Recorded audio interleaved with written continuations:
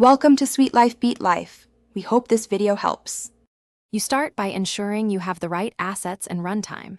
Verify the model is exported in ONGS, saved model, or PT format so the loader can consume it. Once done, place a 128 x 128 or 256 x 256 splash image and an SVG logo in your asset folder. This reduces scaling work at runtime. Next, install the runtime Python node. JS, or your native app environment, and add the model loader library. This gets you now implement the actual loading logic.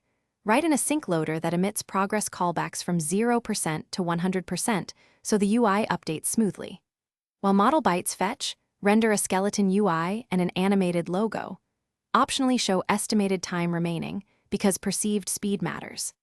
Make sure to preload small warm-up tensors and execute a 1 to 3 step inference to initialize runtime kernels and caches. Doing this avoids the first inference spike and keeps your users seeing steady progress.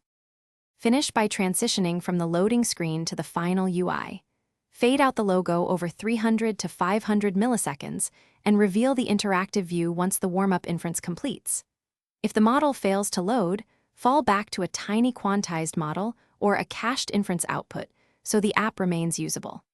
Make sure to log errors and display a concise retry button with a short diagnostic code. This helps you recover quickly and lets users try again without restarting the app. Thanks for watching. Consider subscribing if we helped you.